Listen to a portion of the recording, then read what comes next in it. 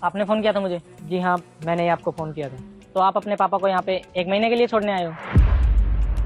दरअसल बात ये है कि मैं और मेरी पत्नी आउट ऑफ कंट्री जा रहे हैं और यहाँ हमारे कोई रिश्तेदार नहीं रहते जिनके पास हम अपने पिताजी को छोड़ सकें। और यहाँ पर पहले से ही काफ़ी लोग रहते हैं, तो हमने डिसाइड किया कि पापा को हम यहीं छोड़ जाएँगे ताकि उनका मन अच्छे से यहाँ पे लग पाए। बस 1 महीने की तो बात है। आप लोग पापा जी का ध्यान अच्छे से रख लोगे, हमें उनकी फ़िक्र भी नहीं होगी। चलो ठीक है। अंकल जी, आप मेरे साथ आइए, आपको आश्रम दिखा देता हूँ।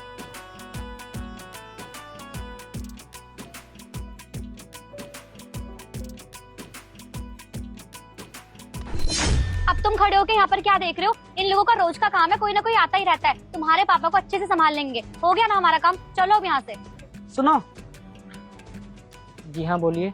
तुम्हें ना अपने पापा को सब सच बता देना चाहिए, उनसे झूठ मत बोलो। क्या आप कहना क्या चाहते हो? मेरा कहने का मतलब ये है कि मुझे यहाँ काम करते हुए 5 साल हो गए हैं।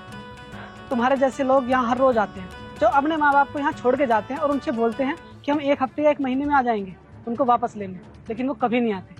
और अगर उनके माँ बाप उनको फ़ोन करने की कोशिश भी करते हैं तो या तो वो फ़ोन उठाते नहीं है या फिर उनका फ़ोन स्विच ऑफ आता है। इसलिए मैं तुमसे कह रहा हूँ कि तुम अपने पिताजी को सब सच सच बता दो, क्योंकि किसी को झूठा दिलासा देने से अच्छा है कि उसको सच्चाई बता देनी चाहिए। एक्सक्यूज मी, आपसे किसी ने फ्री का ज्ञान मांगा तो आप हमें दे क्यों रहे? और वैसे भी वो हमारे पापा हैं, हम उनसे सच बोले, झूठ बोले, कुछ भी बोले, आपको क्या मतलब है उससे? आपने अपने काम से काम रखिए, समझे आप? और तुम यहाँ खड़े होकर इनकी बात क्यों सुन रहे हो? हम लेट हो रहे हैं ना, चलो यहाँ से। बेटा, आश्रम बहुत अच्छा है, मुझे यहाँ रहने में कोई दिक्कत नहीं है। देख बेटा, तू मुझे यहाँ छोड़कर तो जा रहा है, इसका मतलब ये नहीं कि तू अपनी मनमानी करेगा। और हाँ बेटा, गाड़ी थोड़ी धीमे चलाना और बहू का ख्याल रख। ठीक है पापा, आप हमारी फिक्र मत कीजिए, मैं इनसी का अच्छे से ध्यान रखूंगा। आप भी अपना अच्छे से ध्यान रखें। ठीक है पापा जी, हम चलते हैं, चलो।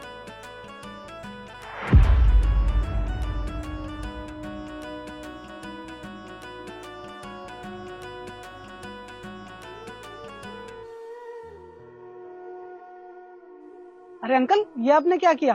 अपने बहू और बेटे को ऐसे जाने दिया बिना कुछ बोले? अरे तो फिर मैं क्या करता, बाप हूं ना, मेरे बच्चों की खुशी में ही मेरी खुशी है। और एक बाप अपने बच्चों की खुशी के लिए क्या नहीं करता, मुझे मालूम है। अब वो मुझे लेने नहीं आएंगे। माँ बाप अपने बच्चों को अच्छी तरह से पालते हैं, पढ़ाते हैं, लिखाते हैं, और वो चाहते हैं कि वो बच्चे पढ़ लिख कर अच्छे मुकाम पर हों और उन्हें कोई परेशानी ना हो। और उन बच्चों को माँ बाप का किया हुआ कुछ ध्यान नहीं रहता। पर मेरे बच्चों का कोई कसूर नहीं है। शायद मेरी परवरिश में ही कोई कमी रह गई, जो कि मेरे बच्चे मुझे यहाँ छोड़कर चले गए। थोड़ा दुख जरूर होगा, लेकिन कोई बात नहीं, मैं अपने बच्चों की खुशी के लिए सब कुछ झेल लूंगा। क्या पता हमारी किस्मत में यही हो और हमें यहीं रहना। आप बिल्कुल सही कह रहे हैं अंकल। आप तो यहाँ खुशी खुशी रहना स्वीकार कर रहे हैं, लेकिन कुछ लोग तो स्वीकार करते ही नहीं है। वो अपने बच्चों को कुछ ना कुछ बोलते हैं, लेकिन उनके बच्चे कुछ सुनते नहीं है। इसीलिए मैंने तुमसे बोला कि उनको कुछ बोलो, कुछ कहो, लेकिन तुमने कुछ भी नहीं बोला। कुछ लोग यहाँ रहना स्वीकार कर लेते हैं, लेकिन कुछ लोग नहीं कर पाते हैं। जैसे मेरी माँ नहीं कर पाई। मैं 5 साल पहले आया था अपनी माँ को यहाँ छोड़ने के लिए, लेकिन जब मैं 1 महीने बाद उनको लेने आया तो पता चला कि मेरी माँ इस दुनिया में नहीं रही। तब से मैं यहाँ काम कर रहा हूँ और बूढ़े लोगों की सेवा कर रहा हूँ। सोचता हूँ कि यही मेरे माँ बाप हैं, और बस मैं यही सोचता हूँ कि शायद जो गलती मैंने तब की थी उसका पश्चाताप यही हो। देखा आपने, उस सिक्योरिटी गार्ड ने हमें कितना बड़ा लेक्चर दे दिया। अरे इतना ज्ञान देने की जरूरत क्या है? और वैसे भी हमारी मर्जी, हमारे पापा, हम अपने पापा को घर में रखें, घर से बाहर निकाल दे, झूठ बोले, सच बोले, उसमें उसे क्या मतलब? उसे इतना हमें बताने की क्या जरूरत थी? और आपने उससे कुछ बोला भी नहीं। बस करो यार अंशी, मैंने तुम्हारे कहने पे पापा को ओल्ड एज होम छोड़ दिया, अब तो कलेश मत करो। वैसे आपको ना पापा जी को सच बता देना चाहिए था कि हम ना उन्हें हमेशा के लिए यहाँ छोड़ के जा रहे हैं। 1 महीने बाद हम वापस नहीं आने वाले। क्या पता वो फोन करके हमें परेशान करे, बोले मुझे लेने आ जाओ, या फिर कॉल पे कॉल करने लगे। मैं तो कॉल पिक करने वाली हूँ नहीं।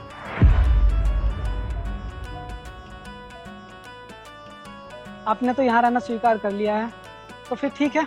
अब इस मोह माया को छोड़ के अपने भजनों में लगिए, ऊपर वाले का ध्यान रखिए, और किसी चीज की चिंता हो तो मुझे बताइए। तुम्हें पता है, ये बात कितनी कहना आसान होती है, लेकिन बच्चों के बगैर माँ बाप रह नहीं सकते। और तुम्हें मालूम है, जब बच्चे छोटे होते हैं और वो जिद करते हैं, तो माँ बाप कहीं ना कहीं से उनकी वो जिद पूरी करते हैं और जब माँ बाप बूढ़े हो जाते हैं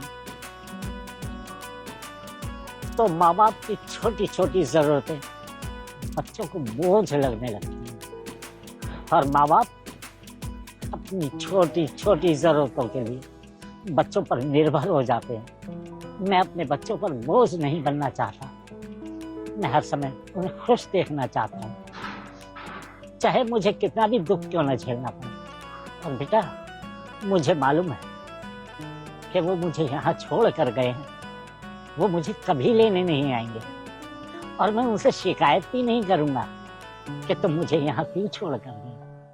और मैं तो यही चाहूँगा कि मेरे बच्चे कहीं भी रहें, किसी भी हाल में रहें, लेकिन खुश रहें। अंकल जी, आप परेशान मत होइए। जब आपके बहू बेटे के बच्चे होंगे ना और वो बड़े होंगे और वो उनके बुढ़ापे में उन्हें यहाँ छोड़ के जाएंगे, तब उनको एहसास होगा कि आज उन्होंने तुम्हें यहाँ छोड़कर कितनी बड़ी गलती की है। नहीं नहीं, मेरे बच्चों के बारे में आप ऐसा मत कहिए। शायद भगवान ने यही सोचा होगा हमारे लिए। चलिए चलिए, मुझे मेरा कमरा दिखा दीजिए।